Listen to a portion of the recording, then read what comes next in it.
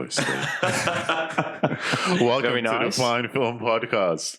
I'm your host, St. George. Today I'm joined with a very special guest, Stefano Senese. Welcome. Thank you for having me, Sin. Appreciate it. Great to have you on. I know. It's been coming for a while now. Yeah. You are one part of the Fine Film family. Well, thank you. I do appreciate that. We've been doing this for a little while together. We have. And I'm very glad to finally have you on the cast. Well, thanks, man. I do appreciate that. Yeah, welcome. Yeah. Hey, cheers. Cheers, man. Hey. It's been a long 13 months. It's been a long time, yeah. I do apologise. I have taken a bit of a backseat recently.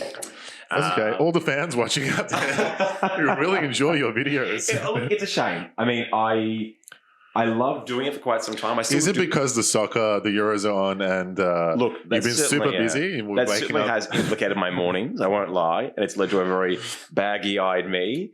But I think there was a combination of issues. One, the laptop issue, which you and I know all too well about. Correct. Don't tell Adobe. Adobe, if you're listening. we paid for that license. It's your fault. The second one, I think it was just one of those situations where, I mean, last year we had a lot of time on our hands. COVID was rife. So push that into your mouth right there. Thank you, sir. Perfect. COVID was rife. Obviously, it was. It gave us something to do, a creative muse and a bit of an outlet. It did. Something that I certainly love doing, that we both love film. Love doing. We love film. I think maybe in the past couple of months I've just sort of lost my way. But when I saw you do this podcast recently, the very first one, in fact, it got me excited again. I won't lie. Movies get you excited again. They do. It's the beauty of movies. And even being here tonight again and seeing the posters on the wall, and even this here. It's great. It's fantastic. So it's great. I had to be on here. I had to come back. I wanted to do this again. And the movie we're talking about tonight is one of my all-time favorite movies. One of your both of our all-time favorite movies. So I think it's the perfect evening. It's a perfect time to be on. Absolutely. I'm super excited to have you on. Thanks, man. Appreciate that.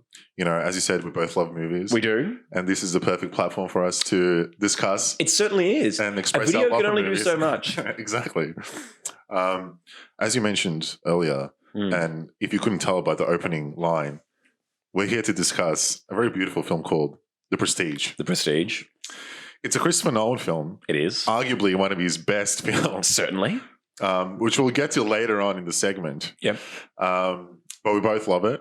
It's arguably one of our favorite films of all time. I would definitely put it in my top 5. I'm still... It's certainly in my top 10. Top 10, top 5. I shuffle between those, sort of every season. Depends, the time of the year, what mood you're in. Well, you and I just touched on it. You got a glimpse of it downstairs again. And already in that moment, it sort of jumps up a ranking in my mind. I think it sort of sits comfortably between the 8th or 9th spot, I think. It does. It's definitely up there. The movie was released in 2008. Jesus. It's classified as a mystery drama. Okay. Its runtime is 2 hours and 10 minutes. Yep. Directed by Christopher Nolan. It was based on a novel written by a man called Christopher Priest. Okay. Also Christopher.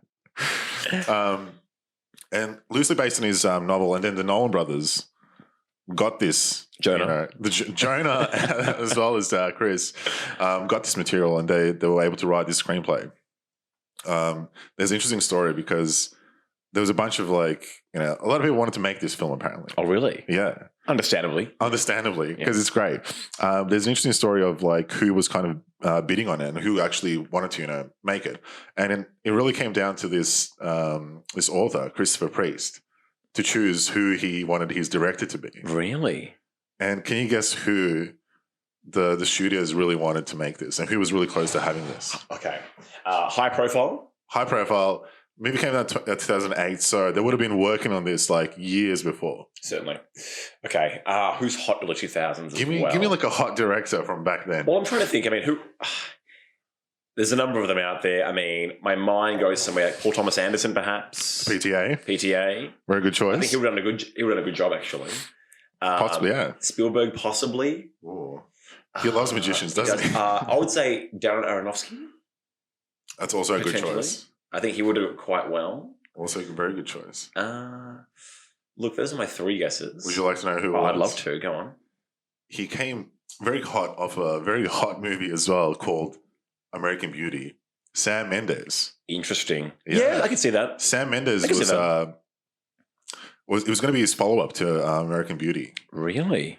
And then the priest, Christopher Priest, he received a copy of Christopher Nolan's film called The Following, which was his like indie film, right? Yep. Predates Memento. Predates Memento because Memento was actually in post-production at the time. Correct. So he couldn't show him like Memento, right? Shows him Following, and the priest loved it. And he chose fucking Nolan. I love how you're calling him the priest as well now. Yeah, it's like Gangs of New York, the priest. Yeah, so that's kind of like how they got to actually make the film. No way. And they got the rights to do it, right? I wonder how it would have been with Sam Mendes. Yeah. I mean, I see a few parallels between two of them. They both handle big production. That's true. I mean, well, Sam Mendes took on James Bond. He did. And did a great job, film. might I add. But I mean, yeah, we both know that. He's a great filmmaker. Certainly. But I think he's a different type of filmmaker. He is. Well, I mean, the Prestige is there's so much mystery woven into it, and Nolan just does it's that. Very Nolan-esque. Fucking well. It's Nolan-esque. That son of a bitch. He does it so well. It's true. He does it so well.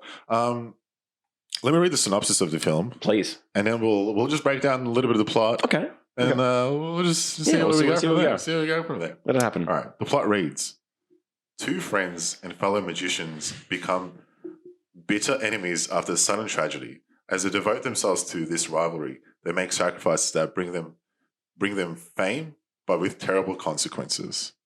So they get fame, but terrible consequences. The cost. Great synopsis. When did you watch this movie when you were younger? I actually did. So I watched the Do you remember watching this it? movie. I do. Yeah.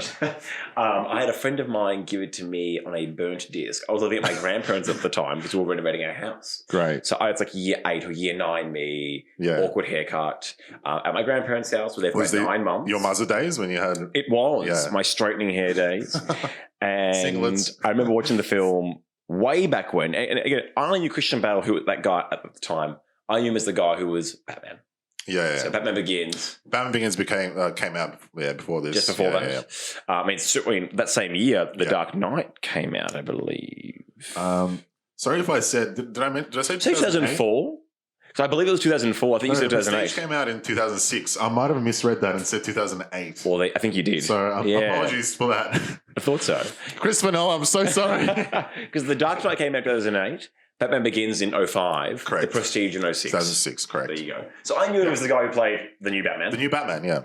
Obviously, everyone knows who Hugh Jackman is. I mean, it's an Australian to not know who Hugh Jackman is. Sexy. Oh, sexy man. The ultimate Australian man in my mind. Yeah. And I absolutely loved it. And it's one of those films that I sort of revisit, every few years. And obviously back then, I was 15, 16, awkward with a bad haircut. And, you grow up and you learn things and you understand things a little more intimately. You evolve and you watch that film again and again and again. And guess what? It gets better. Yeah. Every time I watch it, I enjoy it a little bit more. I notice something else I didn't notice beforehand. It's a fucking masterpiece. It's a masterpiece. It is. But keep going. Yeah. I'll tell you when I first watched it. Okay. It would have been the same year because how else would I have watched it? I would have been the same year. I went to visit my uncle in New Zealand, in Auckland. No way. Okay. And I was a young man. And he wanted to take us to the cinemas, right? And to watch a film. We're on holiday. And he's like, there's a couple of movies playing. There's The Prestige. Yeah. And there's Apocalypto. Ooh. Mel Gibson's Apocalypto. Mel Gibson. He really wanted to watch Apocalypto, my uncle. Understandable. And I was like, fuck you, I want to watch The Prestige. And I was still fairly young, And then he was who was paying for the ticket? I mean, he was. But, Okay. But that's besides the point. That's besides the point. And he was like, well, I'll, you go watch The Prestige by yourself, and me and your mom are going to go watch the Apocalypto. Okay. And my mom's like, he's just a kid. You can't do that. My uncle's a crazy guy. Okay. Anyway, he ended up going watching Apocalypto by himself. He did not. And by the way, Apocalypto is a great fucking film. It is. Just reference. It's fantastic. It's fantastic. But at the time, I really wanted to watch this because I saw the trailer. I was like, oh, magicians. Oh, it's cool. I love magic. Anyway, my mom and I went to watch it. I fucking loved it. I absolutely loved it. I was still fairly young, What did she think? I think she liked it too. Okay. She was like, Hugh Jackman. He's so handsome. It's hard to get past. He is. But I just remember loving it as a kid, and I was fairly young, I still didn't really understand what the whole concept, who Nolan was. I had no idea, I watched Batman, but I didn't connect oh, no, at that time, no. What it is. Yeah. But great memory. I'm not a film savant like you are now. Exactly. Take that, uncle. See, I made the right choice. Take that, Mel Gibson. Take that, Mel Gibson, son of a bitch. So that's my memory with Prestige. Loved it ever since. It's a masterpiece. It is. It's fantastic. It's fantastic. What do you think happens in this film if we were to sum it up in a few different plot kind of points? Okay, rival magicians. If someone was to ask me, what's the Prestige? What's the Prestige about? Okay, the Prestige is about two rival magicians. Yeah. Who engage in this year-long, decade-long battle to essentially outdo one another to perform the best trick. That's it. Right? And I suppose in their quest for success and to outdo one another, they encounter a great cost. A cost. Far more than any sort of financial cost, one that hurts them deeply. 100%. And I mean, again, Christopher Nolan film, there again, certain things are woven through it, like the concept of time. Well, it's interesting because reading up on a bit of trivia again, the editing of the film includes 146 time jump cuts. No way. Yeah. In which the next shot either flashes back or skips ahead to another time period of the storyline. And it's crazy that you say that because while watching it as well, I reckon there are only a handful of moments where you sort of pause and wonder, where am I? He does it so effortlessly and so seamlessly that you're still following through understanding the story, even though there's 146 jumps back and forth. I mean, crazy. It's insane. Crazy amount. Okay, that's a cool stat. Yeah, very cool stat. It averages to almost one timeline jump per minute of the movie. That's insane. That's insane. It's quite a lot. I guess the story, at the start of the movie, they're both young magicians, right? They are. They're still learning the ropes. They are. But they're still kind of building this little rivalry between them. Of course. There's a tragedy that happens. There is. Christian Bale's character, Borden, ties a knot on... Was it Borden? Or was it Borden? He ties a knot on Angie's wife. Yeah. Because they're all performing together, right? Correct. She ends up drowning. That's a horrible scene. It's a horrible scene. It's horrible watching her drown. Michael Caine's character, there's no time for him to even save her. It's pretty fucked up. She ends up dying. And a great line, which is one of my favorite lines in the film, is the funeral scene. What knot did you tie? What knot did you tie, Borden? And he's like, I don't know. At the time, you're like, that's fucking weird that he doesn't know. I was just about to say that. See, watching it as a kid for the first time, I thought he was just either lying. He doesn't want to. Or doesn't want to face to what he's done. Yeah. Again, now upon retrospect, you realise that. Yeah. He had no idea. He had no idea. What was? Can we say with Freddie? Can we say Freddie? Yeah. So, spoiler alert! If you haven't seen The Prestige, this is going to be a heavy deep dive into the Unfortunately, Prestige. What was Freddie's agenda? Why do you think he tied the knot that way? Well, this brings me to I have a theory about what happens in this film, and it might be a crazy theory. I don't think there's any merit to it. Please, a Nolan film I wanted to run it by you. crazy theories. So go ahead. No, go on. I was recently rewatching the movie, and I had a thought. Yeah. So obviously, Borden is two people. Yes. Christian Bale has a twin. They share a life, right? That's the big spoiler of the film. That's how they do.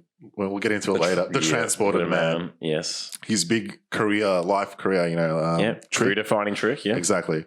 My theory is that we'll have to establish who the brothers are, right? Okay. So I'll establish Borden, the first Borden. As Borden. Okay.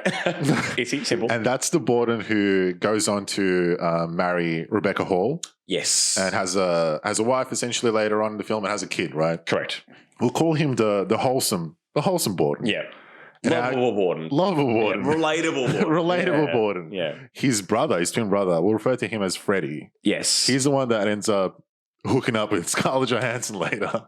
Jealous. Right? Yeah. And that's where they have this dual life, right? My theory is that Freddie is the one that tied the knot on Angie's wife. Almost certainly. The look he gives her when he's tying the knot, it's like she tells him do it. She says do it. She gives him the go ahead. She gives him the go ahead. He pauses at a certain point where he either crosses it one way or crosses it another way. Another way. And you can tell it's a little unorthodox. That it seems a little different. Yeah. My theory is the way they look at each other. I have a theory that he might have had an affair with her. Shut up. He might. I mean, it's crazy enough to be real, but wow. Okay. Yeah. Which, if this is true, right, it establishes that Freddie accidentally killed her but that he was also, sleeping with Angie, his wife, which is builds a lot of tension between the two of them. It does. And at the funeral scene, he asks, "What knot did you tie Borden?" And it's Borden. It's wholesome Borden. Borden doesn't know. Borden doesn't know. Correct. And it fuels this rivalry between them, right? Yeah. I mean, look, it's an interesting take, and I won't say it's wrong. I don't know. There's no merit. There's no merit. No, there is. I mean, the look she gives him, I don't know if it's a look of like romantic safety, if you will. It probably isn't. But I love the take. Yeah. For me, Freddie, if you will, he's more of the loudmouth. He's more outrageous. He is. He's a cocksmith. He is they're trying to maintain this dual life in love with, married to Rebecca Hall. Yeah. And he's out there just going for Scarlett Johansson because at the end of the day, he's more reactive. Yeah. Why did he choose the knot? I mean, maybe he just thought that it was a better option. It was a better option. But was she ready for it? Safer option, yeah. Not the safer option. It wasn't the safer option. It clearly wasn't the safer option. It was a more risky knot, but he believed that she can get out of it. Correct. She believed that she could get out of it. Exactly right. And did she get out of it? Unfortunately not. Perhaps it was, her passion for being a magician. Yeah. Right? Because she is certainly part of the act. She's a magician. And she wanted to push the boundaries. She wanted to push the boundaries. Yeah. Unfortunately, it cost her everything.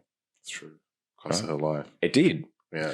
So, and again, that domino effect. Yeah, domino effect. It fuels Angie's hate.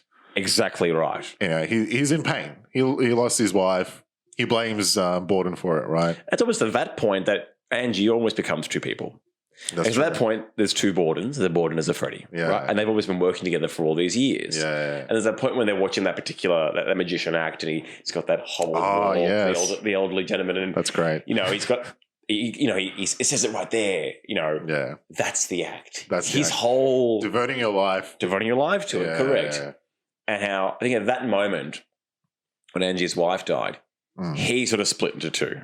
Yeah, there was the Angie who was good and decent, and that it's almost like part of him died with her.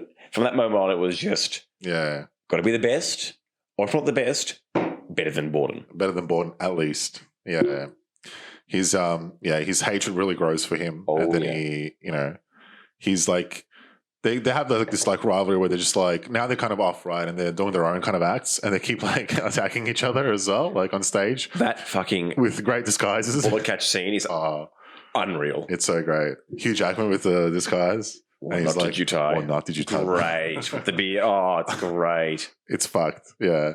Well, that scene is also pivotal because in that he loses two of his fingers, right? And the illusion of him not having a twin continues because of the sacrifices he makes, right? So now his twin brother has to also chop off two of his fingers. Correct. Which only later. And it's funny because Angie mentions that because I believe that when he's with, who's he talking to? Is it with Scarlett Johansson? Possibly. Oh yeah, he's saying like, and she says that maybe he has a brother, and he goes no because I've gone to see the show 2 or 3 times and it's missing the finger.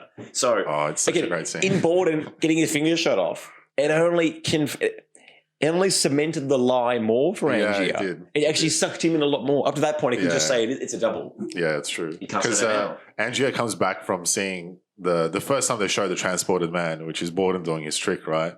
He comes back to Cutter and like to Scarlett Johansson. And he's like, "It's the greatest magic trick I've ever seen." Oh, it's a line. It's such a great line. It is. And then Cutter tells him, "Well, he's using a double.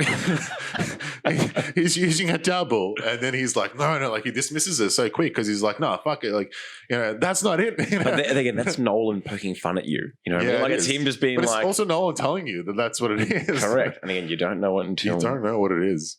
Until the Prestige. Exactly. But you're right. Like that's a pivotal moment where it's like it's a chance for us, for him to figure out that that's the whole trick. It's simple. And his Scarlett Johansson's like, no, there's detail too. Like his hand, like he's missing the fingers, all that shit. Yep. So it just cemented it a lot more. For sure. It's a fucked up. It's great though. It's so good. It's so good. I guess the beginning of the film, I guess we kind of skip past this a little bit. We have. Sorry, I got too excited. But that's fine. Just like the movie, there's a lot of time jumps. There is. So we treat this like the movie. We can treat this like the movie. We have 146 attempts at doing this. It's okay. We can jump as much as you want. Great opening scene to the film. Michael Caine's character, Cutter, he explains that there's 3 acts to every magic trick. Yep. What are those acts, Stefano? The pledge. The turn. The prestige. And, of course, the prestige. Because you show a man something ordinary. Correct. And then you make it disappear, right? But it's not enough to make something disappear. You have to bring it back. Correct. That's a simplified version of that. But I guess we were discussing this off air. We were off air. That the film in itself, well, first of all, the film in itself is a magic trick. Which is insane. And that's why it's such clever writing. I mean... Such clever writing. Yeah. He's essentially summarised the whole film. Yeah. Right? In the first 3 minutes. And then once you've watched the film, if you watched the first 3 minutes... Yeah, if you go back. That's actually the film just boiled down very, very quickly. Yeah. So 1, that's impressive. But of course, you don't really, 1, understand it at the start. And 2... Much to Caine's point, you don't want to know. You don't care because you want to be surprised. Yeah. But it is impressive how if you almost break the film up into, say, 3 parts, right? Just like the 3 parts of a trick. Of a prestige. Well, the pledge. Yeah. So what's the parallel there in my mind? Yeah. Well, the pledge is about showing and introducing everybody the characters. So Angier, Borden. They're just 2 magicians. Just 2 magicians with a hunger and a thirst. Yeah. At the point that perhaps Angier's wife passes away, and that Borden and Freddie begin this very serious dual life situation. It almost for me, it's the turn. It's the turn where something's taken away. Yeah. And that's their sense of morality. Yeah. They lose themselves in it. I mean, for God's sake, Angie, I believe, buries Fred alive. I mean, like, that's pretty crazy. It is crazy, The prestige is where they bring themselves back. Yeah. Borden, obviously. And again, do you think, and stop me, sorry if I'm debunking your theory here. No, go on. But do you think the turn is possibly when Borden shows the transported man for the first time? Yeah, I'd bite that. Because I guess it's a part of the turn. No, that probably is the bigger trick. Because at that point, you are right. Because between Angie's wife passing away, it's more just hatred. It's hatred. There's no real purpose, right, of what to do next. Once he sees the greatest magic he's ever seen, it becomes about magic again. Yeah. It's not just about the man who killed my wife. 100%. It's about him being better than me. Better than him. So, figuring out his secrets and being better than him. Yeah. I like that. The turn. The turn. The turn. Yeah. And then for me, again, the prestige. Well, we see, really both of them come back from the dead. In fact, Angie comes back from the dead every night. Many times. every single night. Well, I guess part of that, the turn of the film, is Angier's quest to figure out Borden's secret and how he does the transported man. And he's convinced, because he doesn't believe that it's a double. He's convinced that Tesla had something to do with it. Remind me, how does he come to that conclusion? So he acquires Borden's journal. There's a lot of journaling in this film. Yeah, great. Yeah. Because there's a lot of time jumps, right? I guess at the start of the film, you're seeing Borden because he's in jail now, awaiting his death because people think that he killed Angier, right? Which is shown at the start of the film. Remind me. Oh no, sorry, no, go on. Yeah. So he's in jail and he's acquired because he thinks Angier's dead. He's acquired Angier's journal and he's reading through it steps by steps of what Angier was kind of journaling and noting down what was happening, right? But I guess in the weird timeline that we're looking at, I think it's when Scarlett went to work for Borden. She ended up stealing his journal and giving it to Angier. And he couldn't figure out his tricks in the journal because he needed like a passcode, which was Tesla. Yeah. And he figured that out after he buried fucking Freddie. After he went to the extremes, right? Yep. Very extreme. Yeah, very extreme. Which took him to Colorado Springs. It's great. And, side point, by the way. I know that you happen to love Nicholas Tesla. I do. It's You're a Nikola big fan. Tesla, not Sorry, Nicholas Tesla. Well, there you go. This isn't Game of Thrones, Nicholas. It is Nikola Tesla. Small side. I know that you are a massive fan. So that would have also got you really excited. Yeah, I am a fan of the Tesla. You are. Yeah, I do take an interest. I think that was one of the reasons as a little kid. I was like, oh, Nikola Tesla. I want to watch this film. But yeah, Nikola Tesla's whole that whole arc in the film is very interesting. It is. David Bowie. You know, Nolan said when he was casting the film, whatever, he said no one else could play this part. Oh, great. And apparently it took a bit of convincing, but there was no one else he wanted apart from Bowie. Understandable. He killed it. He did. It was a great perfect, role. actually. It was a great role. Andy Serkis as well. Andy Serkis, Circle Jerkis. Great role for him as well. And that was like early on. This was like, I guess it was after Post Lord of the Rings. Yeah. So he would have been known, but not as Andy Serkis. No, certainly not. Well, not the face. Well, he'll be Alfred soon. Yeah. We'll talk about that. Don't worry, we'll talk about that soon. We'll talk about that. Continue. We were talking about Angier. We were. And his quest to Colorado Springs. Yeah, to meet Mr. Tesla. Yes, Nikolai. Nicholas Tesla. So he's obsessed, right? He wants to figure out Borden's secret. How does he do the transported man? He gets his journal. He has a phrase in there that unlocks it. It's Tesla. It still makes no sense to him. So he has to go visit Tesla and figure out how he can do this trick, right? Sure. He meets Tesla. It's David Bowie. Great. The entrance scene of him coming through the fucking lighting and stuff. It's amazing. So yeah, it is. It's so fucking good. It's a fucking grand entrance. And it's Bowie. It is, damn it. I mean, are we surprised? Are you surprised? He probably asked for that. I know. It's so good. Chris, I really want to do this. I would love to do this, Chris. That was great. His whole meeting, I think both of our favorite scenes. One of our favorite scenes is that whole balcony lunch thing that they're having, right? Extraordinary. It's one of the great scenes of all time. It's so good. It's so good. They discuss. Well, Andrew's asking for. I guess he wants to figure out if Tesla built something for Borden, right? And he wants the same thing. Instructs him to build that machine, which will take a lot of time and a lot of money. But Angier's got the money. He does. He's very wealthy. Yeah. What does Tesla tell him? Hey, what have you considered the cost? Have you considered the cost? And Angier's like arrogantly, might I add, money's not an issue. Yeah, correct. Like it's not a problem. But he corrects him. Yeah. Yeah. What is that? I believe it's another. He corrects him. Have you considered the cost? Have you considered the cost, Mr. Angier? Exactly. Well done, by the way. But it's fun. And I know that you and I often always talked about how much we love that scene. It's great. And for me, it's probably the pivotal scene of the film. Yeah. In that it both Borden and Angier, perhaps quite naively at the start, didn't understand the cost. No. But both of them actually wore it, and we'll get to that shortly, a little bit later at the end of the film. But the film really is, in my mind, about cost, about decisions cost. And cost. Because that's a big part of it, right? Like Tesla's telling him, essentially, you haven't really once you do this, cost. Yeah, once you do this, there's no going back. There's no going back. Correct. And is it worth pursuing this if it's gonna? Is beating him worth it? Is beating him worth it? Correct. What is the cost? Yeah. Have you considered it? Because I guess he hasn't considered it. No. It's an amazing. He's probably just blind. I mean, Angie was just blind on jealousy, hate. Oh, it completely consumed him. It's great. He spends a bunch of time up in Colorado Springs. And a bunch of money. They do a bunch of testing on this fucking thing. There's a lot of hats. There's a lot of hats. A lot of cats around. A lot of cats around. Like your house, funnily enough. Oh, yeah. Where are they? You should come in here. But it leads to essentially Tesla building Angier. Correct. A piece of technology, a box, something that's very interesting in the film, right?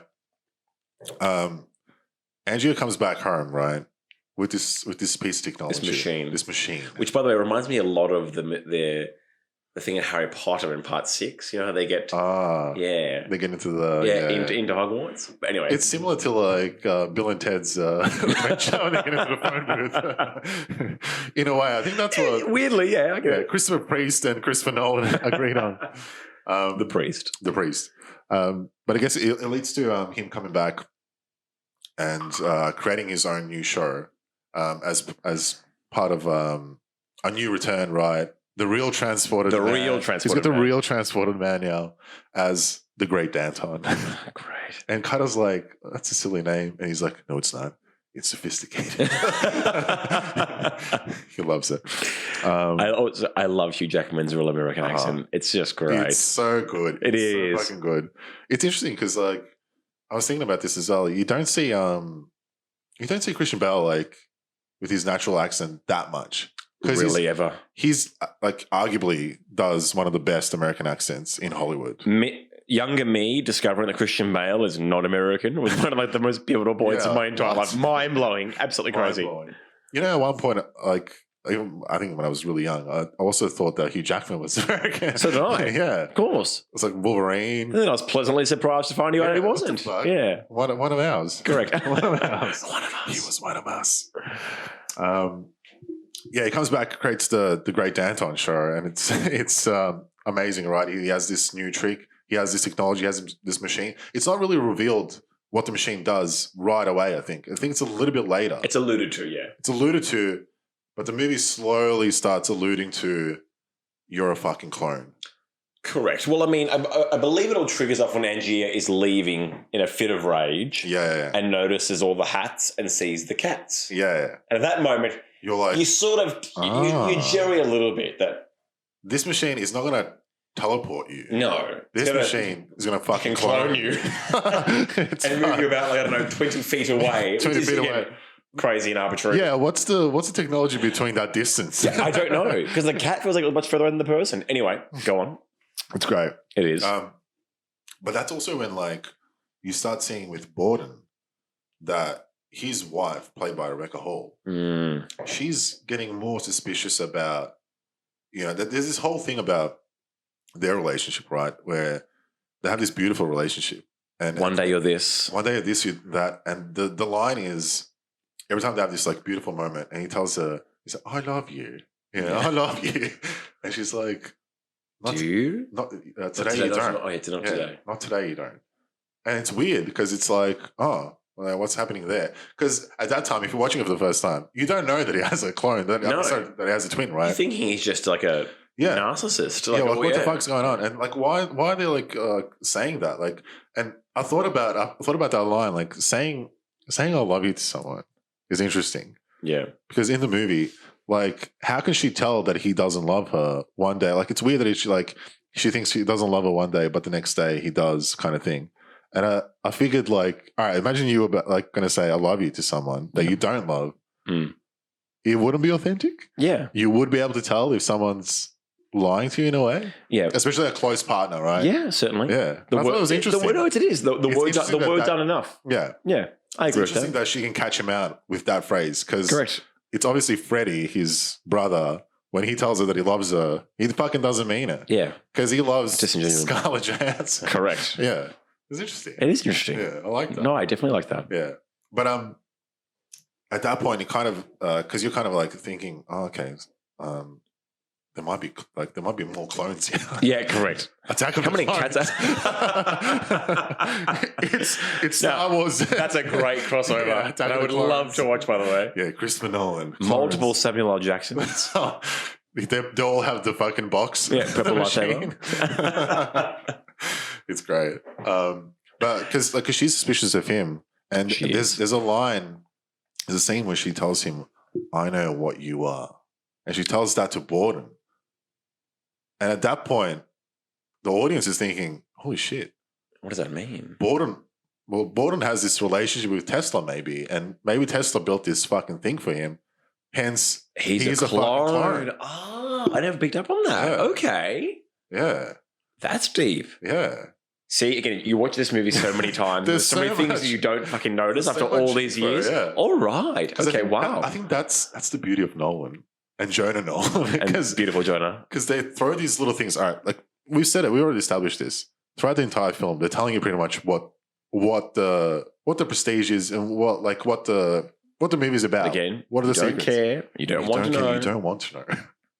And throughout this whole thing, they sprinkle little things of like maybe no, he's not a brother. It's not a brother. It's not like a lookalike. He might be a clone. Yeah, it's interesting. Yeah, it is. It's interesting. And again, that always circles back to the whole finger thing. The fact that his fingers are gone, you tell yourself that as tempting as it is to think that he's a brother, no one's put that line there to debunk it. No. That's it. Because you don't think someone is crazy or stupid enough to do that. No, who would you? Why would A sane person would. Yeah. But it's so simple. But that's the cost. That's the cost. That's the cost. Because when he does his transporter man, you can there's attention to detail. You can see that those fingers are gone. Correct. It's really like, it must be him, but how is he fucking doing that trick? So, yeah. Truthfully, and I'll say this now, the one part about the Prestige that I always have a giggle at is that they found someone who looked exactly like Angier. Like, Hugh Jackman. Okay, Borden's got a brother. Just because he's drunk doesn't mean it's an exact replica of him. Which again, I love that is great. Oh, he's great. I love that. I love him as a character. Yeah. But it's like, he seems crazy. Well, he's an out-of-work actor. How would you behave? It's great. Yeah. They put like silly but hilarious. Yeah, they put like prosthetics on Hugh Jackman. I think like they redid his like nose and they had like fake teeth for that character. Really? Because he had to like look slightly different. Slightly. Otherwise, slightly. it's just a twin. It's just Hugh Jackman playing himself. Yeah, exactly. That's great though. It is. But yeah, I guess like from that point on, it's a lot of sacrifice. It is. It gets worse and worse. It gets worse as the film goes on. Yeah, it gets worse and worse. Borden's wife kills herself. Shocking. I always forget that happens. Yeah. It's quite shocking, actually. It is. And in her mind, she doesn't know what the fuck's going on. Because she's like... She's living two lives. What's wrong with this guy? Yeah. Inadvertently, not by choice. Just by her crazy husband who... For him, unfortunately... He is gaslighting her the whole time. The entire time. He's the king of gaslighting. He is. Like, he subjected her to this duplicitous game where he just jumps between brother to brother. Yeah. And she's just caught in the middle of it. Again, he chose magic over her. He did. That was his ultimate. That was the cost for him. Right? That was everything else. Yeah, family, his daughter. everything. It's the cost was it all. Yeah, the cost of it all. It's crazy. I mean, like, you can imagine, like, she's fucking. One day he loves her, one day he doesn't. Like, and she kind of like I think she has a theory of what it is or who he is or what's happening. And he's like, you shut up. There's the same way he yells at her and he's like really aggressive. Yeah. Very aggressive. And like, you can't say anything. Like, this is his life, right? Yeah. It's like, I don't know. Yeah, it's weird. I don't know if she knew. It's interesting to think about, did she know that he was a twin or did she like think that maybe he was a clone or something? I don't know. I mean, again, circling back to that point about earlier about Freddie. How Freddie was more loud and aggressive, right? Freddie yells at her several times throughout the movie. Yeah, he does. Again, we're presuming that's Freddie. We don't know that, but we're presuming that. Again, but it's not. He's not being lovey and I love you. It's Freddie. I think that that whole experience, living the dual lives, tore away at Freddie more than it did with Borden. I think at certain points he just found everything about happy married life frustrating because everything that he didn't want to have. He didn't want that life. He didn't want that life. But it's funny how he and his brother shared the passion for magic, and he and his brother both took the massive cost. They did, They did. Massive sacrifice. They can't be one without the other. Yeah. So they both took the sacrifice. It's true. Isn't it a bit unfair for Angie? It's a bit 2-on-1. It's a bit unfair. Yeah, it was really 2v1. Yeah, the whole time. Correct. It's weird to think like who was courting like Borden's wife. Like, was it Borden or was it Freddie? Like throughout the times, but they both kind of started playing those roles. Yeah, I mean Freddie, you might say, is a little more charismatic. He won her over, and then Borden's a safer guy, more casual, more relaxed. You know what I mean? Like wholesome. Yeah, Borden's the guy you marry. Yeah. Freddie's the guy. Freddie's the one night stand. Freddie's the guy you fuck. That's great. So I guess, like, the movie from that point really leads to the great Danton, Angier, just doing like a fuck ton of these shows, and he only does like a limited amount of shows. Yeah. And he wants to go. Well, you got to keep hype high. You got to keep it high. Yeah. It's like it's only I can't remember now exactly what it was, but if it was like 100 shows, he's doing 100 shows. Correct. That means 100 clones. Yeah. And obviously there was a limit to that, but it's all explained later when you figure out what the machine was actually doing for him. And his magic trick is fucking outstanding, it's right? Flawless. And Borden... It's impossible. It's impossible. Correct. Yeah. there's a great scene, and it's one of my favorite quotes as well from the film. Amongst all of them, pretty much. Go on, is that list. When Angia performs the transported man, and I think it's probably one of the first times when he does it.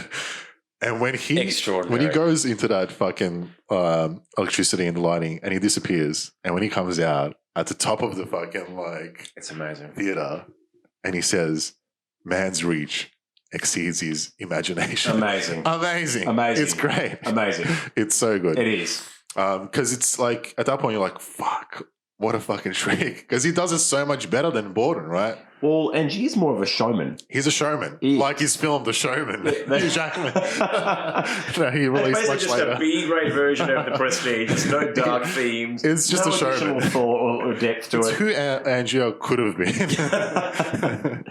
If he wasn't so angry, he would have been the showman. Perhaps if, say, like either Baz Luhrmann or Michael Bay was the director of The Prestige, as opposed to Sam Mendes or Mr. Nolan. Of course, it would have been the showman. I love that.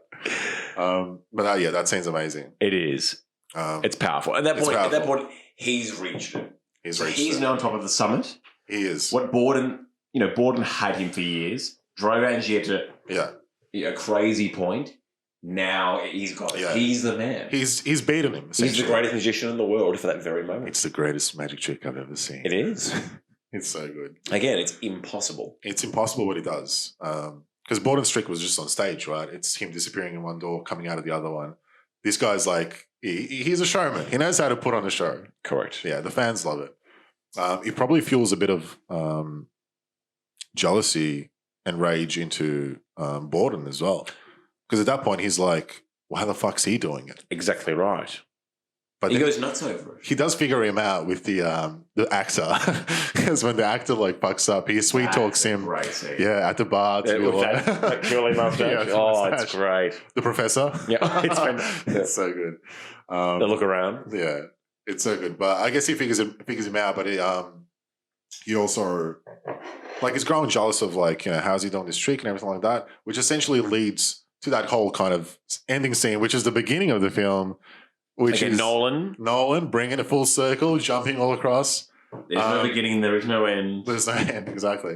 He witnesses, he sneaks off backstage, and he sees Angia fall into the water tank, and the tank locks, and he's trying to save him, right?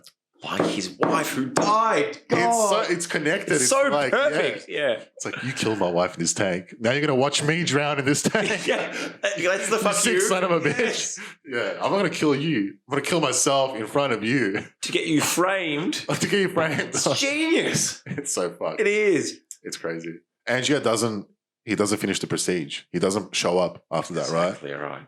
It's but you know what's interesting? How did he know not to come out? He must have known. I always think about that. So in that moment, he must have known Borden was there, or Freddy. Does the clone have the exact same memories of the moment he gets cloned? That he knows that Freddy's there? I don't know. How does that work? Okay. Because I assume they get cloned, right? Okay, so and they both have the same memories from that point. That is correct. Right? Yeah, correct. He's weird. An exact replica. His clone is just him 3 seconds ago. That's it. That from the moment they split into two, that's him. His memories become different to his. Yeah. For that, up until that very moment, they're the same. They're the same. So both he and he know that Borden is there. Yeah. He's the poor bastard who is going to die, and even though he knows it, no one wants to die. No. Certainly not drown. Yeah. In a giant, glass case of emotion. So of course. He loses his mind. It's fine. And he knows that every night when he goes on stage, I don't know if I'm gonna be the man in the tank or the man who comes out. Exactly right. It's crazy. So he must have known. Do you think that he actually doesn't know if he's gonna be this or that? Or is it just a given? I believe that. Is it just a given that I think it's a dying man's last words, I believe it. I think at that moment he had no idea. But at the same time, he can't tell the difference of if he's the man going into the cage, into the water tank, or the man coming out. Because in his mind, right, as a clone, you get cloned, right? You come out as the Prestige, or you fall into the thing. You don't know the difference between being cloned Like if you're the original or if you're the clone. Do you know what I mean? No, but okay, but you've inherited all those memories. So you are this person. You are the same person. It's as if, genuinely, almost like in two parallel worlds, you've traveled. He just fell. Yeah. Or I somehow moved over there. Yeah. Your memory of it is... The crazy part is that they're just happening in the same universe. Same moment. So I don't believe he knows. Presumably, the original one, right? Knows that he's the one that's getting killed, yeah. Correct. Or maybe to your point, maybe when I get cloned... It's a head fuck. Arrogant me, the prestige me... Yeah. Thinks that I've done it all and that I've survived it. But I did it. Yeah, but maybe, and then, glass case me. I get it. Yeah. Interesting take. I'm not sure. Here's a question, though. And I asked you this earlier. Go on. I asked you, does Cutter know? Because at the very start of the film, they're putting Borden on trial. That's a good question. And they're asking him to disclose the nature of the trick. Which Cutter says he can't do because he has the legal right to it. It's very expensive. It's the most sought after trick. The most sought after in the world. Yeah. And does he know? Because I know that we talk about the fact that he had blind stage hands. This is Angier, for reference, right? Yeah. Because no one could know that the grotesque nature of this trick, right? And he asks Cutter that he doesn't want him backstage for this one. Exactly right. So you're suggesting that Cutter did not know. I feel like Cutter didn't know. But he had a vested interest in keeping the secret safe because he wanted, it's as financial gain for him. Financial gain for him. He's working with him, like, I don't know. Because, like, I don't think he knew. Okay. I don't think he knew because at the end of the film, when it's revealed what it is and that Angie is still alive as Lord Coldlaw. Yes. Cutter is actually surprised. Correct. No, touche. Yeah, Cutter's actually surprised. Yep. But it's interesting. It's interesting that he didn't figure it out. Being a magician himself for many years. But what Angie was doing was beyond magic. Beyond magic, yeah. Magic, and it's real and tangible. It just appears not to be real. Yeah. What he was doing, was science. Real magic, if you will. Real magic. I know. It's crazy. And no magician would believe in real magic. No. You know what I mean? He's like in his head. He's like, it's all an illusion. It's a double. He's using doubles. He's doing something. It's an incredible illusion. Yeah. Surely it's not real. No. We all want to believe that it's real. Correct. We tell ourselves we want to believe. We don't want to know the truth. Correct. Yeah. Well, it leads to from there. It leads to Borden getting busted and kind of framed for the murder of Angier. And which is essentially the start of the film where he gets trialed for his death, for his murder. There was no one else around, right? So he must have fucking trapped him in this, water tank and killed him. Wouldn't be the first time. Wouldn't be the first time. True. It's like you're in court and they're like looking at your history. Have you killed a woman before in a water tank? It's pretty damning evidence. Yes, I have. Yeah. It makes sense. You'd be in trouble. You'd be in trouble. But essentially, that's where the film kind of loops, right? So it loops from the beginning of the film, which is the end of the film, essentially, which is him being framed, goes to jail, spends that time in jail. Yes. And slowly kind of... we see how I think it's Borden's, he's supposed to be executed in jail. And it kind of leads up to that, right? Yeah. Angie has been dead this whole time because that was like his trick, whatever. Borden grew a great little mustache and goatee in that time, might I add. He grew it. He visits Borden in jail. Yep. I think it's at the end because it's like, oh, Lord. He's with his daughter. Well, he's with his daughter because I guess Borden's daughter, now she doesn't have a mother. She's passed away. Yep. And Borden, who's her father, is in jail. There's no next of kin. Correct. Because Fallon is just, a helper or whatever. Okay. Yeah. So Coldlaw, which is Angier with the mustache, he has his daughter because he's like, I don't know if he's like adopted her or like he's caretaker or something like that. Don't know what the... Because it's that sort of sick bargain where it's, you tell me how you do the trick. And I'll give you your daughter back. Oh, ego is that's fucking sick dark, fuck. dude. That is He really crosses a lot of lines, doesn't he? He buried a man alive and stole a man's daughter after he framed him for his own death. The man's a sicko. You're a sick fuck, Angie. Jesus Christ. The great dancer. Great asshole. That's who you are. But yeah, you know what's interesting? Watching Angier come to the jail as Lord Coldlaw. He does an English accent at that point as Lord Coldlaw. That's hilarious. Yeah, it's hilarious. It's great. It's funny to see Hugh Jackman switch those accents because he's like, he's meant to be American anyway. But yeah. But an Australian man playing American man pretending to be an English man. Exactly. Yeah, layers. A great magician can pull off anything.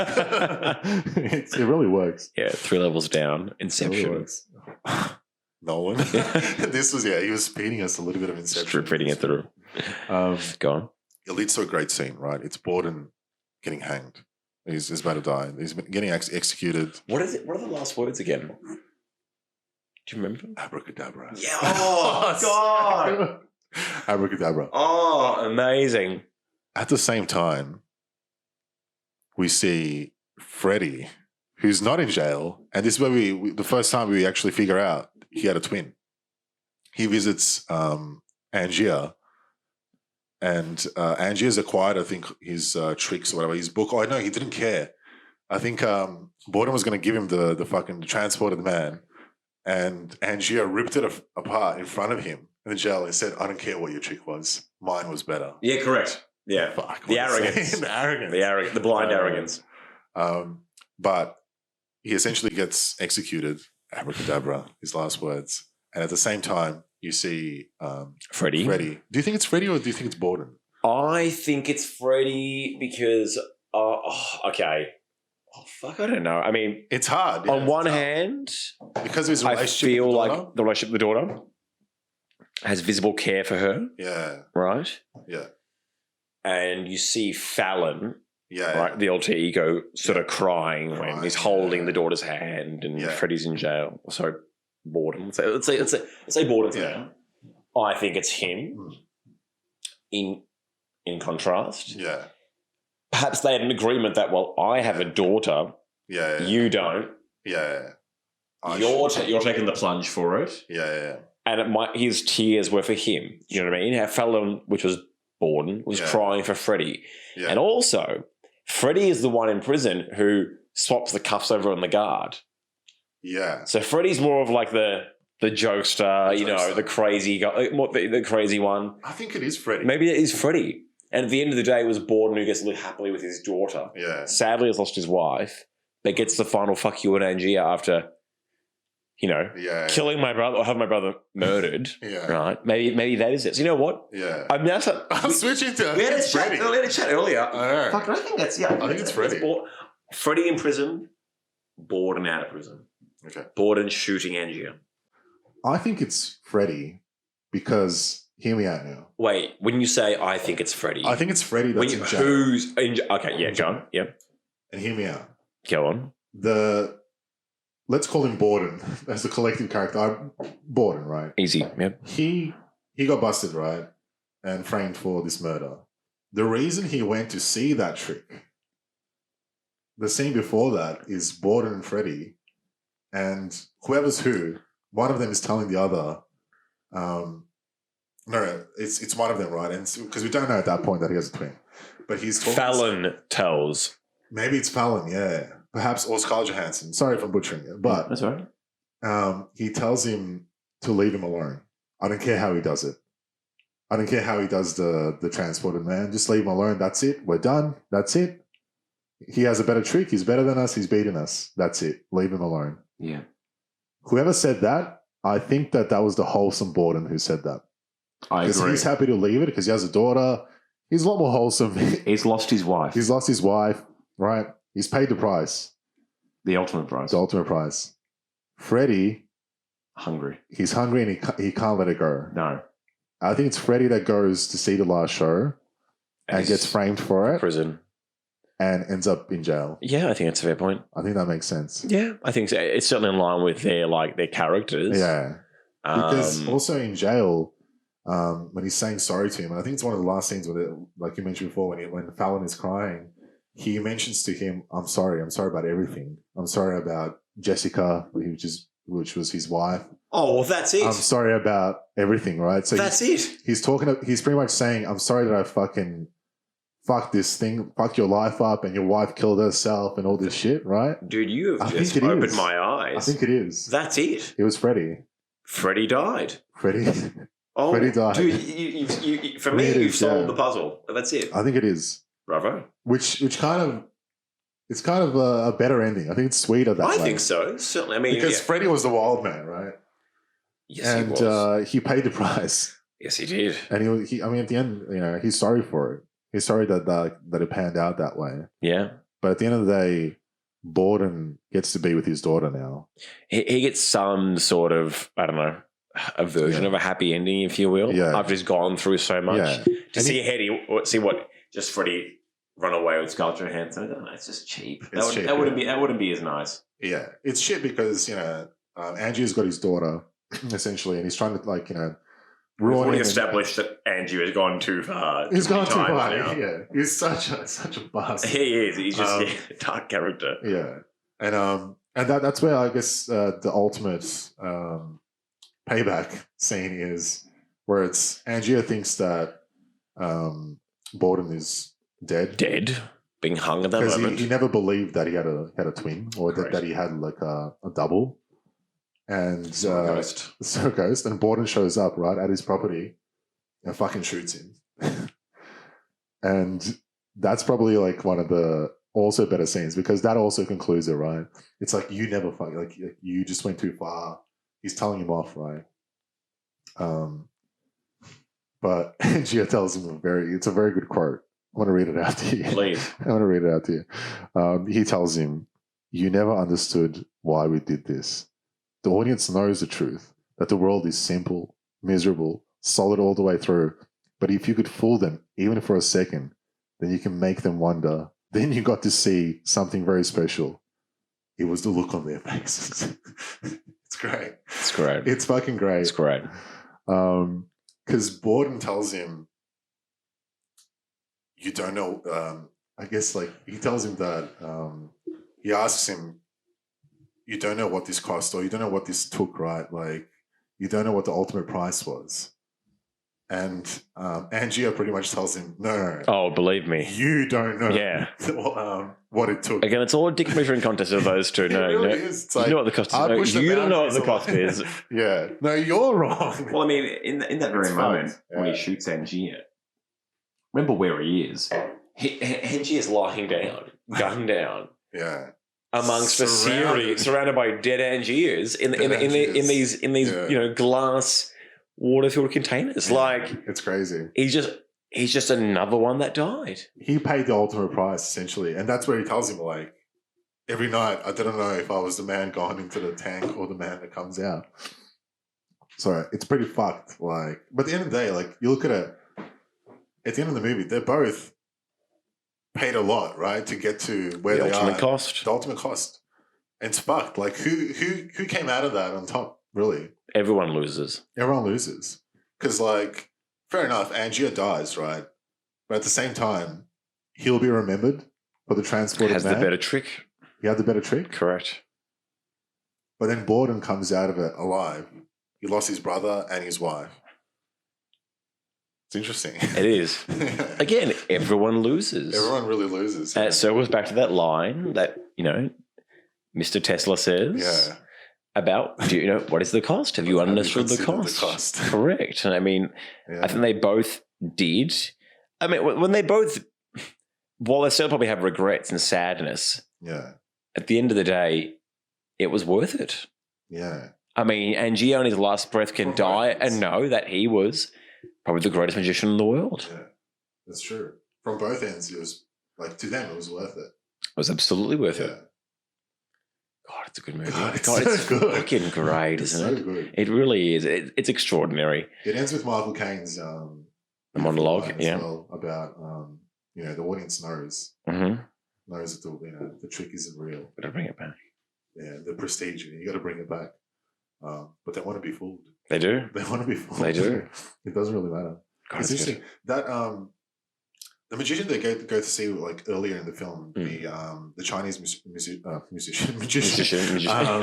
It's actually based on a real magician. Oh, really? Yeah. So there was a guy called Chung Ling Soo. He was a stage character created by a guy called William Ellsworth Robinson. No way. You know what it was? It was this like English guy who pretended to be this Chinese guy.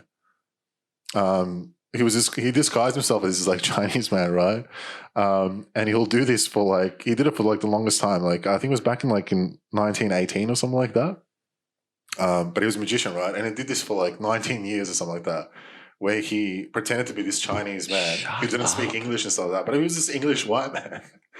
And that's where like they pulled that from. Like I think it was probably racist and insane. Exactly, yeah. Okay. Yeah, imagine that. Today's world. You know what happened to him? Yeah. He died on stage. I was about to say, it must have been a trick. Go on. An illusion. It was an illusion. It was a board cat trick that killed him. You're kidding. And you're kidding. His last words were, "My God, I've been shot." And that was the first time he spoke English on stage for 19 years. No way. Yeah, how crazy is that? It's amazing. I know, it's crazy. Oh, blimey. He was just like, he played the character. That was the trick. And that's again, keep him to the cause. Borden. That's Borden. That's Borden.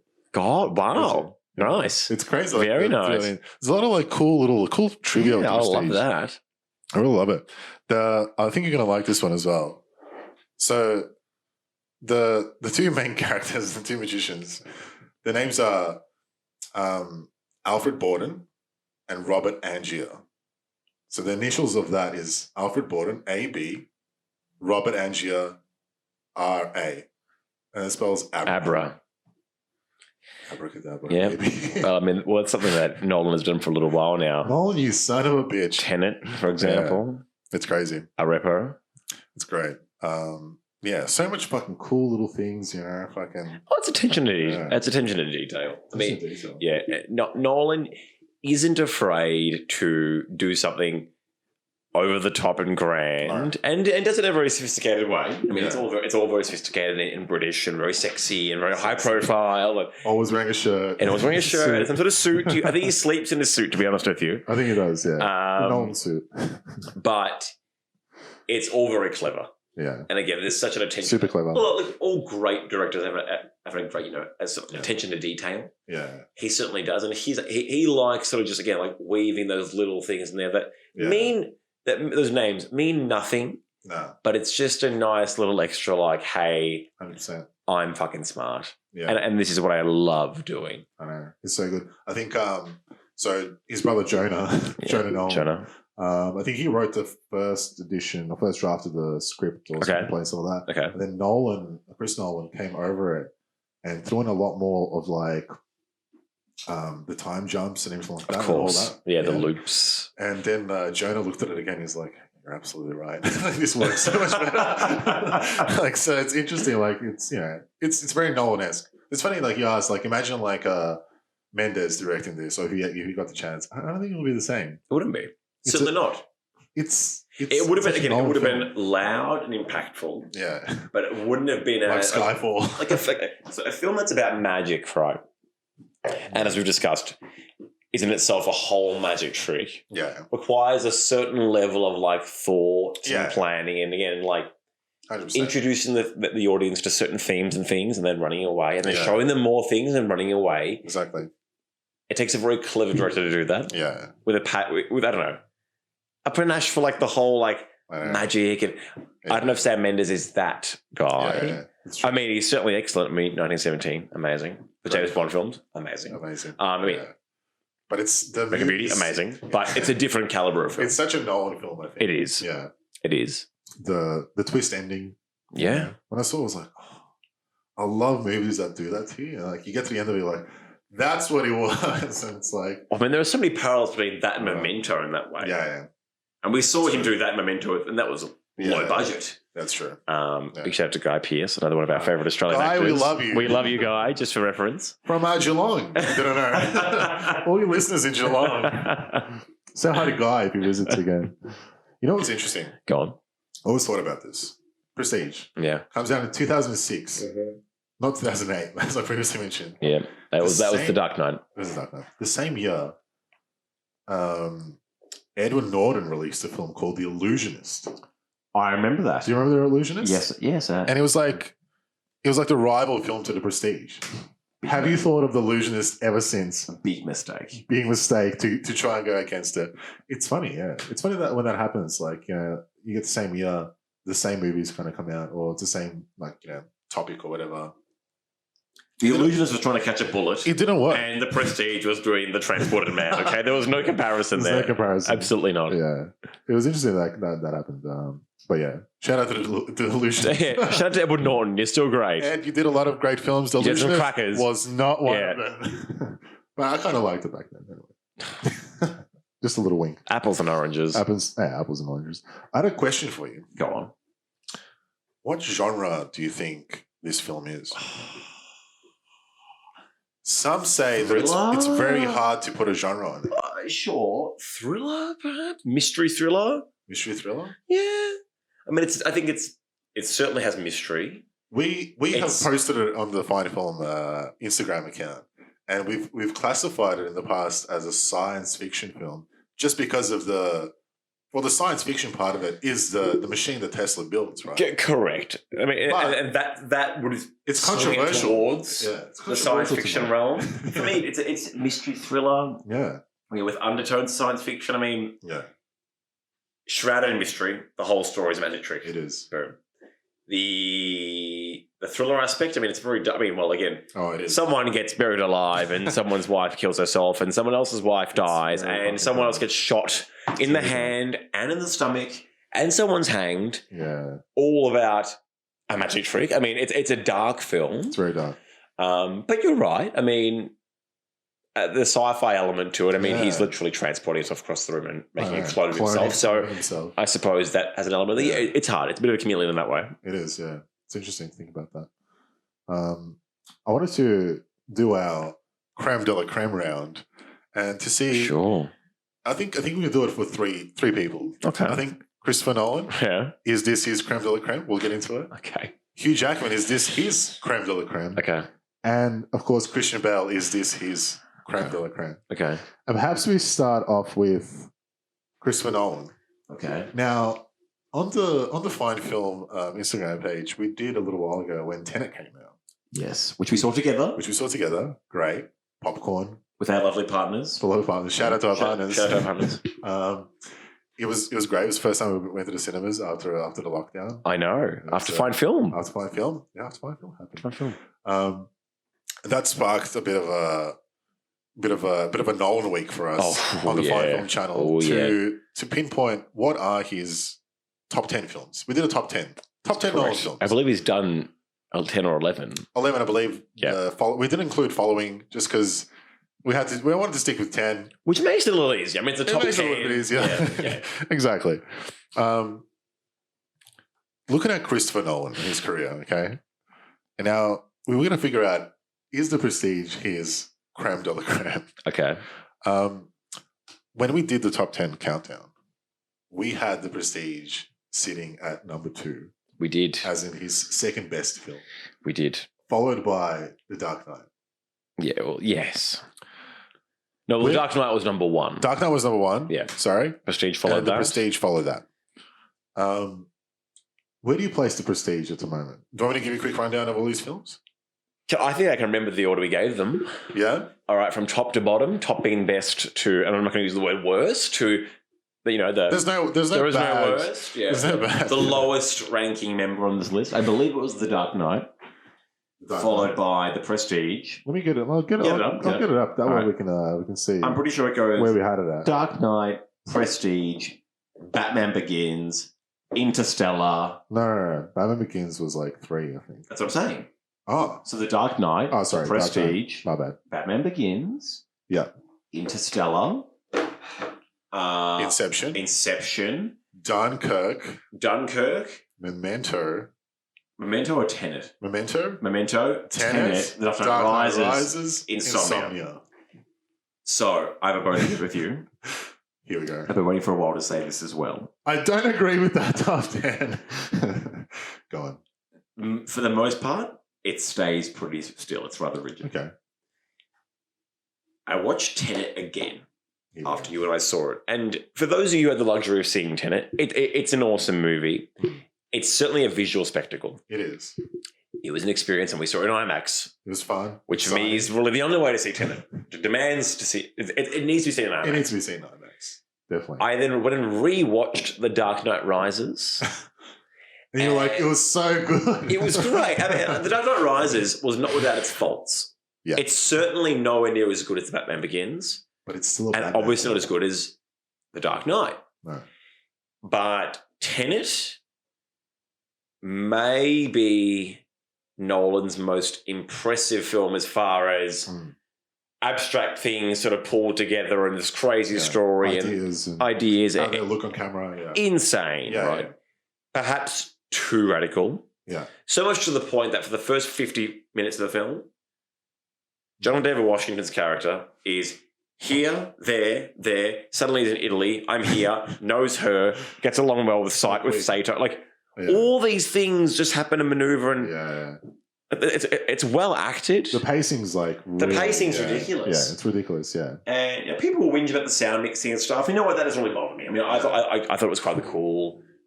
It just too much happened too quickly, and it fell with a concept as abstract as that whole. I mean, they deal with sort of time dilation in Interstellar. Yeah, that's in a really sort of like subtle and beautiful way. Yeah, this is just.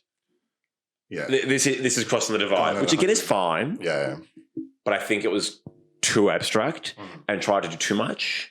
And then tried to explain it all really quickly at the end. Yeah. Like verbally in a conversation, I think it's between Robert Pattinson's character when he's trying to explain that, oh, no, don't you understand the whole concept of, the temporal pincer and whatnot? This is what it is. Figure it out. Figure it out now. Quickly, you've got to go. Yeah. So for that reason, it's back up. The Dark Knight Rises leaps.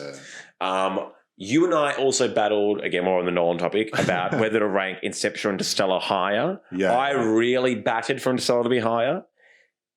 I was on the other foot. I was trying to say that Inception's better than Interstellar, but to your point, I've also changed my mind, and I do think that Interstellar is probably better. Interstellar hit you in the feels a lot more. I mean, for Inception's revolutionary film, certainly.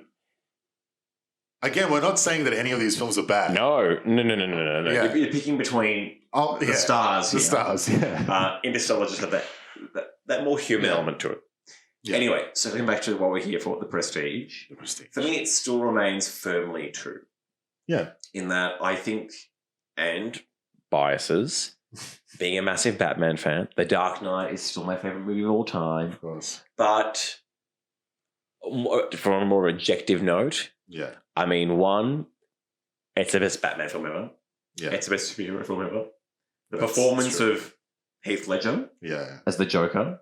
I mean, Academy Award winning and justifiably. Gary Oldman. I mean, it's Jim Gordon. I mean, so good. It's just the film is spectacular. So much. There's nothing I would ever change about The Dark Knight. It is the perfect film in my eyes. Yeah. For Nolan to accomplish that, to make a film like that, extraordinary, is insane. Extraordinary. And I mean, he got to do it with 3 Batman films, right? And that alone itself is like an achievement. That's the creme de la creme. That is to be trusted with things. I mean, as everyone knows, it's a very sensitive topic, and there's a massive fan base out there. Myself, yourself included. I got too excited. And so excited. And it took courage to take it on. Yeah, it's true. Warner Brothers took a big jump on him after Memento. They did. He nailed it. Yeah. With Batman Begins and Christian, obviously. And for me, it's still number one. I mean, Batman Begins also sensational in so many ways. Yeah. But The Prestige is just that something different. I can't have 2 Batman films phenomenal as 1 and 2. I just can't. That's true. It's unfortunate because the success of 2 actually it sort of, cannibalizes how much I love part 1. Yeah, you know what I mean? Like, true. The Prestige is just so unique and so different and so well done. Yeah. The pacing, the time, it's phenomenal. The reveal, the film being. You said it before. There was 146 time jumps. Crazy. And I didn't feel weirded out. Or it made sense. You're like, okay, he's there. This is what's happening. It's crazy. Take note, Tenet. Take note, Tenet of The Prestige. Take that, Tenet. No offense, Chris. I still love you. Yeah, it's a tough one. I think I agree with you. I think I do keep it at number 2. And for the same reasons as you, I love Batman. And look, for me, The Dark Knight, it's amazing. I love it. I've watched the Dark Knight films, Batman Begins, Dark Knight, everything. I watched it so many times over the years, so many times. But the one that I keep going back to is Batman Begins. You love Batman Begins. I know that you do. I know that you also happen to love Liam Neeson as well. I love Liam Neeson. I know that you do. I know that you love Liam Neeson. The whole, the montage of him training with him. As Raz. It's as Raz and everything like that. All of that just comes together. The origin story and the payoff. Yeah, I know. It's. I just love going back to that. I love seeing that origin story. I love seeing that. And I'm sure we'll do a Batman Begins podcast at one point. Most certainly we will. But for that, for that alone, I think Batman Begins probably sits somewhere at the top for me. It has to. And it's interchangeable. Like you said, I could probably put Batman Begins and The Dark Knight together, and I'll have The Prestige. As is outside of Batman, I think The Prestige is his best film. Certainly. But again, not his creme de la creme. No, not just yet. Unfortunately, not just yet. Sorry, Nolan. So close. So very close. Very close. So fucking very close. Let's jump over to our main man, Hugh Jackman. He's done a lot of films. He has. Let me just give you a quick little rundown. Okay. And you tell me what his creme de la creme is. Okay. And I think I know that you're going to pick an X-Men film. Okay, go on. But if you do pick an X-Men film, which is probably going to happen, you need to pick the X-Men film as well. Okay. So you can't just say Wolverine, okay? Well, okay, what is the question, though? Is the question, what is my favourite film that person has starred in, or what I think is their best performance? You can give me both answers. So you can give me what you think his creme de la creme is, as in when you think Hugh Jackman, this is who he is for you. But you can also admit that this is probably his best performance. My favourite film that he's been in is The Prestige. Ooh. Yeah. At the end of the day, while Swordfish? Please. Don't even go there. That movie, you only watch for Holly Berry. Yeah, it's fucking awful as well. We can debate that anytime you like, but it is awful. I will say The Prestige. I think it's his best. I think it's my favourite film that he's been in. I mean, obviously, I'm tempted to say any of the X-Men films of Wolverine. For me, and I think for everyone, he will always be Wolverine. I mean, he's the longest-standing superhero actor of all time. To ever do it, yeah. To ever do it. Times, yeah. Pissed off I never got to see him in the suit. That would have been that would have been great. His best performance, maybe Les Miserables. Yeah, that was. It was really good. He probably should have gotten. He did get nominated. He did get nominated for that. Yeah. He could have probably won it. He could have won that. Probably a tough year. He was phenomenal in that. Yeah. Obviously, he's great in The Prestige. Prisoners, Denis Villeneuve. I know that you love Villeneuve. His performance in that's really good. Awesome. Again, that is probably in the top 3 of my favourite films that he has done. Yeah, true.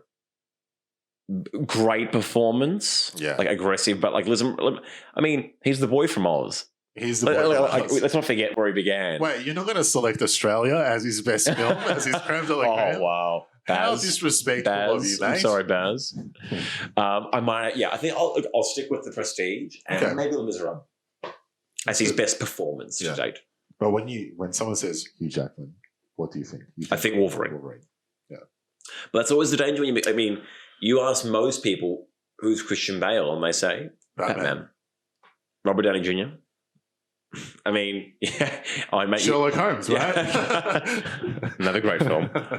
Great. Christopher Nolan could have done really well. Oh yeah. Similar time period. Exactly. Maybe that's the parallel, but he would have nailed that film, by the way. That's true. Make it gritty, make it tough. Oh, yeah. Ooh. Yeah. I really like that. Yeah. Nolan, if you're listening, your next project. Sherlock Holmes 3.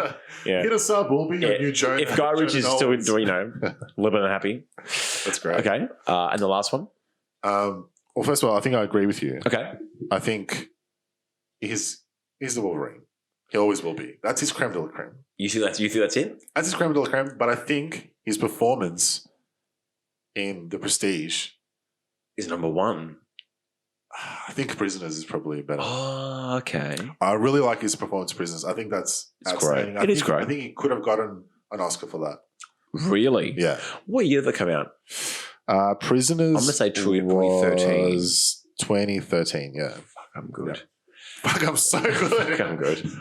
Okay. Yeah. Yeah. I wonder who won the Academy Award for you? Sorry, who was nominated for Best Actor? Tell me. Best Actor nominees 2013. Who do you think it was? 2013. Oh, well, it's Hugh Jackman for Les Mis. Okay, well, there you go. You had a strong year. Lewis, Lincoln. Denzel Washington, Flight. Yeah, nice. Joaquin, The Master. Bradley Cooper, Silver Linings Playbook. I mean, what a stacked fucking year. What a stacked fucking year. It should have been Joaquin Phoenix. Yeah, PTA. PTA. Shout out to PTA. The Master's so good. Yeah. I mean, it's a masterpiece. Hugh, we love you. You're a great actor. Yeah. But that's a tough. That was something special. Year. That's a tough year. So you were saying, so for you... Prisoners, okay. I think his performance of that is amazing. Les Mis, yes. Yeah. But I think Prisoners is a lot more flashed out character. It's great. It's a whole movie. I think he does a phenomenal job. He does. But I love him in The Prestige. It's great. It's so good. The film is so good, damn it. Like, I mean, it's so good. Yeah, it is. We needed to get into Christian Bale's creme de la creme. Of course. Obviously, he is the Batman. He is, amongst other things. But quickly, I'll have a quick look at his filmography. There's a fair few movies there to chew through. There's a fair few movies. Any that kind of jump out to you in terms of you've never seen him better than that? Man, I mean, he's done so many. The Machinist. Look, he's my favourite actor. And I'll go on the record saying that too. The Fighter. The Fighter was amazing. Batman was amazing. American Hustle was amazing. Jeez. The Prestige is amazing. The Big Short's very good. I mean, even like Ford versus Ferrari, I didn't love it, but it was good. Vice, when he plays Dick Cheney. Oh. I mean, scary transformation. American Psycho. I might watch that tonight, actually. Yeah, that's great. Yeah, that's right. That's great. He's done so many good films. He's done some... I mean, he hasn't done a bad film. He personally is good in everything. Yeah. He's just so gifted. So unbelievably committed to what he does. You have to just marvel at him. Yeah. And while I love to sit here, okay, my favourite performance, obviously, as Bruce Wayne in The Dark Knight. But his best performance? Yeah. Maybe The Fighter? What are you tossing in between, like The Fighter? I don't know, man. I mean... I thought he was fucking good as Dick Cheney in Vice. He was. I mean, again, really convincing. He played a similar role in Vice, I think, to American Hustle. Like, the fat guy, the mannerisms were all very nonchalant. Yeah, I can see that. Whereas, like, The Fighter was just so twacked out and... It's not him. It's not... It's just a different person. Crazy. Like, he's a crazy person. Yeah. That was just... He won the Academy Award for that. Yeah, he did. Yeah. Man, that was awesome. I think that probably has to be his best one. It has to be his. Yeah. There's so many good films. Like, he's just so excellent. Like, oh, God. But I mean, like, American Psycho, what a fucking role. Awesome. And that really put him on the map. It did. Like, for me... That got him Batman. Bateman? I think so. Yeah. I think that got him the role. Yeah. I think it certainly threw him into the running. I know that Jake Gyllenhaal was up for the role. Oh, so many guys. So many guys were running for it. Yeah. I reckon seeing him even when he's, lying down in the tanning bed, you're like, well, that guy's Bruce Wayne. Show us that again. Yeah. Just so real. I mean, that's him. So I'm gonna land on The Fighter for his best role and my favourite, The Dark Knight, but for selfish reasons. You? I agree with that. I think you really can't go past The Fighter because I remember, I did a little acting class back in the day. Your heyday. In my heyday. Yeah. And I remember the acting teacher asking us who our favourite actor is and what was the favourite performance. And I remember saying Christian Bale as The Fighter. Really? And he was like, why? And I remember using those exact same words. It's because that's not him. He's actually a different person in that film. So I think I have to stick with that. Stick with that. Yeah. He's just so good in it. but it's fucking tough. Yeah. Yeah. I think Vice is really good. I think I didn't love Vice as a movie. I loved his performance. I just really liked his performance. Yeah. Like, and movie's good. He's a crazy actor. He gains so much weight, loses weight. Apparently he's locking that up, which is understandable after 20 years of sort of going, to two complete extremes. His body would be fucked. Oh, yeah. So, yeah, I think it's a tough one. But I think, is. Of course, he's our Batman. He will always be our Batman. Bruce Wayne. Or the Robert, we are rooting for you. Don't worry. We got you back. Sure, Robbie Pattinson. Yeah. We're coming for you, baby. Big shout out. This one's for Robert Pattinson. If you're listening, just, in your off time. This one's for you, buddy. But yeah, I think that's Christian Bale. I'm sure we'll get into a lot of his movies. Absolutely. At a later date. Perhaps on his birthday, we'll tuck into a Christian Bale we should do like a film fest. Bale birthday video. It's great. The dream birthday. I like that. Bring it back to The Prestige. Yep. Such a great film. It is. It's just such a well thought out film. The whole film's a magic trick. It is. Nolan sets you up from the start. He tells you this is what it is. You don't want to see it. You don't want to know it. You want to be entertained. You want to be entertained. You want to be fooled. Great performances. Great fucking cast. Christian Bale, Hugh Jackman, Michael Caine, David Bowie, Andy Serkis, Scarlett Johansson, Rebecca Hall. God, Nolan actually put his own kid to play. I think it's Rebecca Hall's son. Really? Yeah. No way. Yeah, that's a little Nolan right there. Oh, cool. Yeah, it's a little Nolan. Big shoes to fill, kid. Yeah, very big shoes to fill. Kid. Yeah, fuck. Imagine being Nolan's son. The dream. You just get to watch all. I got a sneak peek of all his movies. Yeah, get to meet all these great actors. Michael Caine's your grandpa. It's great. It's an amazing film. Absolutely. Do you think we skipped any scenes or anything we wanted to mention? We did a pretty thorough breakdown. We did. I mean, we certainly went through it in great detail. You know what I do love? Michael Caine describing what drowning is like. At the start of the film, he says, a man once described what drowning was. He said it was like going home. He says that to comfort Angier. Yeah. And then at the end of the film, because Angier's now like, I don't care about drowning. I'm going to kill myself in a tank. I'm going to drown myself, essentially, because it's like going home. Yeah. He doesn't care that he's going to sacrifice himself. That's a nice himself. parallel, that one. And then Michael Caine tells him later on, I lied. It's the worst pain imaginable. It's so fucked. But I love that line because he tells him this lie because obviously he loses his wife that way and then brings her back later. And Angier uses that as I guess if I have to kill myself, I'm going to go in this really subtle way. Yeah, yes. I'm going to drown myself. I'm going to go home. Yeah, I'm going to go home. Yeah, surprise. It's awful. It was Michael Caine. He fucked him. He got the ultimate payback in The Prestige, actually.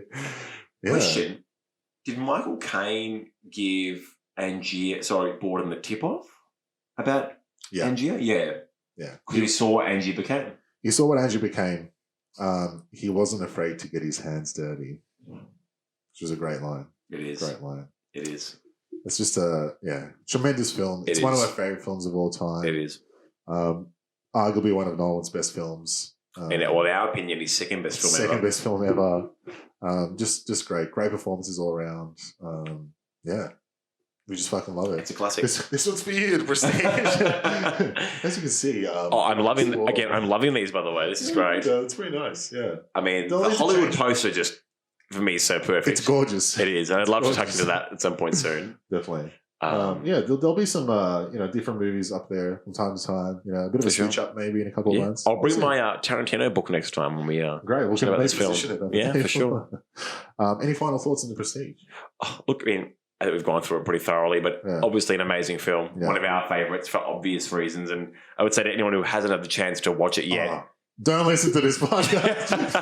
First of all, quick caveat. Show this scene first because do not watch this podcast, but it is extraordinary. Extraordinary. It's honestly a work of art, and I'd implore anyone to watch it again and again and again and again. Again. You'll get so much more out of it the more you watch it. You'll pick up on little things. Tremendous film. Absolutely. Great. Stefano, thank you for being on the podcast. Mate, thank you for having me. It was a pleasure. It was a blast. Great to finally do this. I know. Being a fine film alumni. It's good to get back into the game. And for all those hungry fans out there awaiting your next video It's coming. It's coming, baby. It's coming. It's coming. I would like to go out with a quote. Are you watching this? Thanks, guys. Thanks, man. Thanks, man.